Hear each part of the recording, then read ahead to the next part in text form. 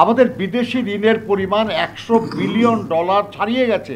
আবার শুনছি আমরা যে শুধু চীনের কাছ থেকে নাকি $5 বিলিয়ন ঋণের আলোচনা চলছে।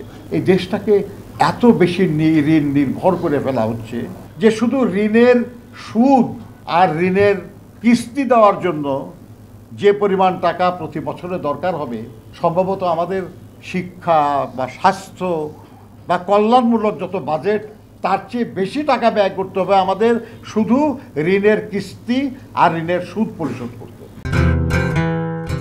যে মিটিংয়ে অনেক রাজনীতিবিদরা উপস্থিত থাকেন, সেখানে প্রধান অতিথির কাজ খুব কমে যায়, কারণ বক্তব্য সবই বলা হয়ে যায়, তেমন আর বলার তেমন থাকে না। আসলেও তেমন কিছু নাই। মৌলানা আব্দুল মতিন সাহেব শ্রমিক নেতা ছিলেন এবং ঢাকা মহানগর যখন একটাই ছিল এবং যখন আওয়ামী লীগ ভাঙে নাই, জাসদ বা অন্যান্য দল আওয়ামী লীগ থেকে যেগুলো রয়েছে সেগুলো হয় নাই, সেই অবিভক্ত ঢাকার অবিভক্ত শ্রমিক লীগের ঢাকা মহানগরের প্রেসিডেন্ট ছিলেন মৌলানা আব্দুল মতিন সাহেব। অনেক গুরুত্বপূর্ণ পদ। বেসিক্যালি পুস্তক মাথায় সমিতির নেতা, কিন্তু পাশাপাশি তিনি ঢাকার আরো বহু সংগঠনের সঙ্গে যুক্ত ছিলেন। আমি 68 সাল থেকে ট্রেড ইউনিয়ন করি, কিন্তু আমি জয়দেবপুরে ট্রেড ইউনিয়ন করেছি, ঢাকায়। ঢাকায় যারা ট্রেড ইউনিয়ন করতো তাদের জানতাম, তাদের নাম শুনতাম। আর যেহেতু ঢাকায় যারা ট্রেড ইউনিয়ন করতেন, অতএব পত্রপত্রিকা তাদের নাম একটু বেশি আসতো। কিন্তু স্বাধীন হওয়ার পরে মেশিন টুলস ফ্যাক্টরি একটা অফিস হয়েছিল 83 মতিঝিলে, আর ঠিক তার পাশে 86 মতিঝিলে মৌলানা আব্দুল মতিন সাহেব একটা অফিস করেছিল, এবং শ্রমিক নেতার হওয়ার কারণে সেই সময় তার সঙ্গে যোগাযোগটা একটু বেশি হয়েছিল। পরবর্তী পর্যায়ে যখন জাগো ফ্রন্ট হয়, জাগো দল হওয়ার পরে ন্যাপ, মুসলিম লীগ, ইউপিপি, তফসিলি জাতি ফেডারেশন এবং লেবার পার্টির সমন্বয়ে যে জাগো ফ্রন্ট হয়েছিল, সেই সময় তার সঙ্গে ঘনিষ্ঠতা আমাদের আরও বেড়েছিল। তিনি জাগো ফ্রন্টের একজন নেতা ছিলেন। এটা ঠিক আর কি, জাগো ফ্রন্টে যারা ছিলেন নেতৃস্থানীয় তাদের প্রায় সবাই মন্ত্রী হয়েছিলেন।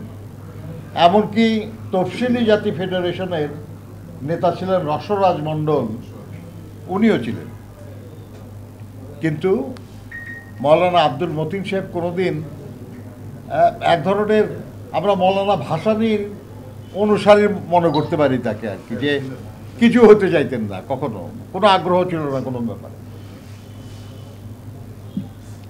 এবং আরেকটা দৃষ্টান্ত হলো, জাগো ফ্রন্ট ভেঙে যখন বিএনপি জন্ম হলো, তখন ন্যাপ ভাসানী প্রায় পুরোটাই বিএনপিতে যুক্ত হয়। ইউপিপির সভাপতি ক্যাপ্টেন হালিম চৌধুরী, সহসভাপতি কর্নেল আকবর সহ অনেক নেতা বিএনপিতে যুক্ত হয়। আপনার মুসলিম লীগের শাহেজুর রহমান সাহেব সহ অনেক মুসলিম লীগের নেতারাই বিএনপিতে যুক্ত হয়। তফসিলি ফেডারেশনে কয়েকজন নেতা বিএনপির সঙ্গে যুক্ত হয়েছিলেন। লেবার পার্টি ছোট পার্টি, কিন্তু লেবার পার্টি বিএনপিতে যুক্ত হয় নাই, তার পরিচয় বহাল রেখে রয়ে গেছে।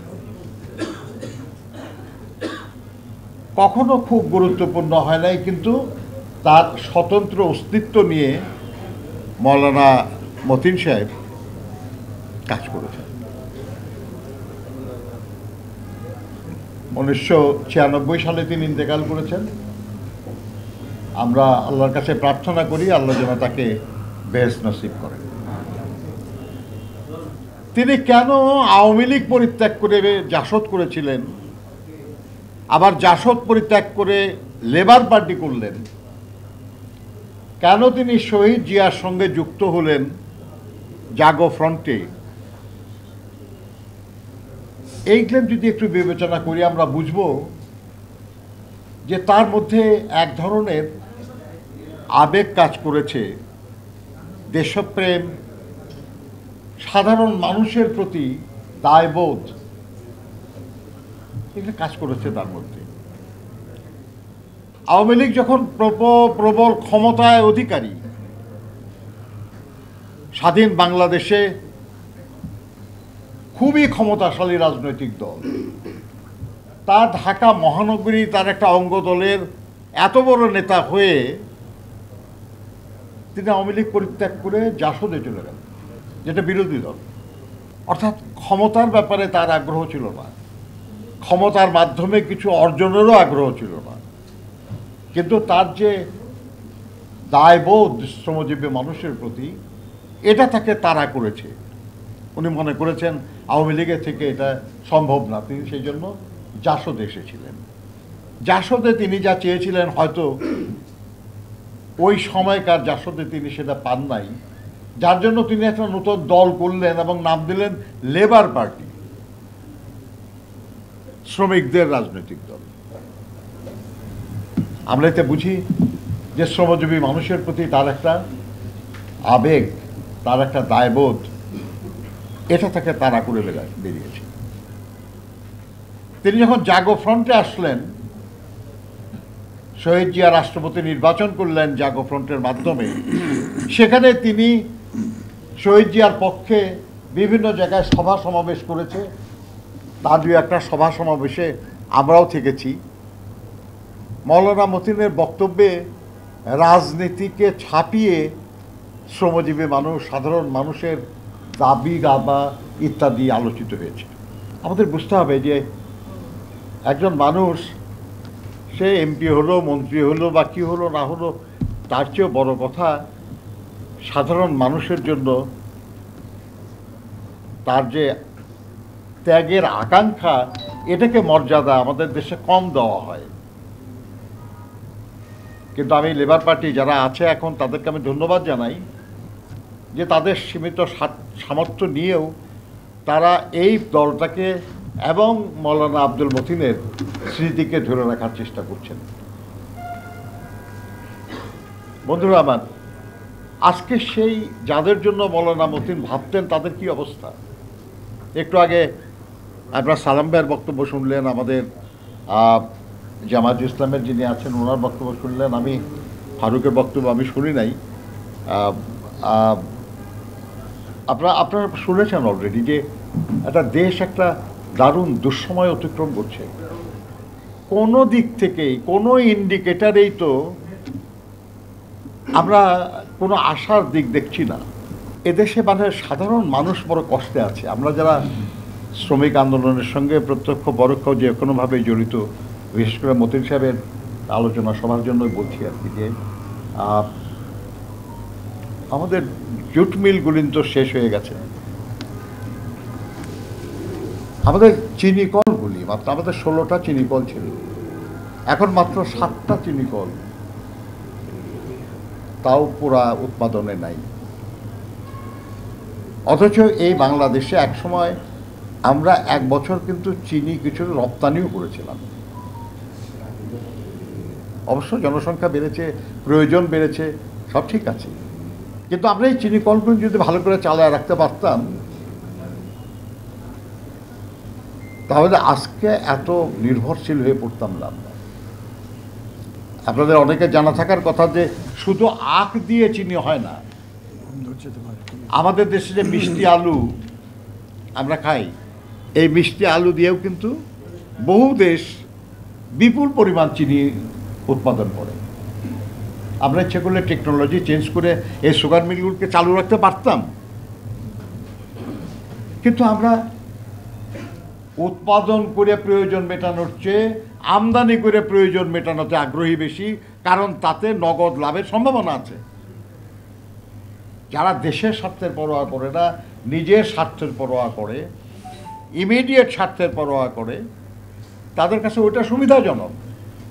তার ফলে শিল্পগুলি বন্ধ হয়ে যাচ্ছে। বন্ধুগণ, আমরা মুক্তিযুদ্ধ করে দেশটাকে স্বাধীন করেছি। কোনো বিশেষ দল, কোনো বিশেষ ব্যক্তির সুবিধা অসুবিধা বিবেচনা করার কোনো প্রয়োজন নাই। দেশটার স্বার্থ চিন্তা করা, আর এই সব কিছু চিন্তা করতে হলে আমাদেরকে ভাবতে হবে যে কোথায় যাচ্ছি আমরা। আমাদের বিদেশি ঋণের পরিমাণ $100 বিলিয়ন ছাড়িয়ে গেছে। আবার শুনছি আমরা যে শুধু চীনের কাছ থেকে নাকি $5 বিলিয়ন ঋণের আলোচনা চলছে। কত ঋণ করবেন? এই দেশটাকে এত বেশি ঋণ নির্ভর করে ফেলা হচ্ছে যে শুধু ঋণের সুদ আর ঋণের কিস্তি দেওয়ার জন্য যে পরিমাণ টাকা প্রতি বছরে দরকার হবে, সম্ভবত আমাদের শিক্ষা বা স্বাস্থ্য বা কল্যাণমূলক যত বাজেট, তার চেয়ে বেশি টাকা ব্যয় করতে হবে আমাদের শুধু ঋণের কিস্তি আর ঋণের সুদ পরিশোধ করতে। যে দেশের পরিস্থিতি এমন হয়, ওই দেশকে কোনো মতেই কোনো ভালো দেশ হিসেবে গণ্য করে না কেউ, এবং বিপজ্জনক পরিস্থিতির সম্মুখীন হওয়ার সম্ভাবনা থাকে। এই দেশটাকে বাঁচানোর লক্ষ্যে তাই আমাদের সবারই উচিত এখন থেকেই সচেতনভাবে চেষ্টা করা, এবং যারা এইভাবে দেশটাকে সর্বনাশের মুখে ঠেলে দিয়েছে তাদের হাত থেকে দেশটাকে মুক্ত করা। আগামী দিনের গণতন্ত্র পুনঃপ্রতিষ্ঠার লড়াই সেই লক্ষ্যেই হোক, এবং সেই লক্ষ্য হলো দেশ এবং দেশের মানুষকে রক্ষা করা। আপনাদের সবাইকে ধন্যবাদ।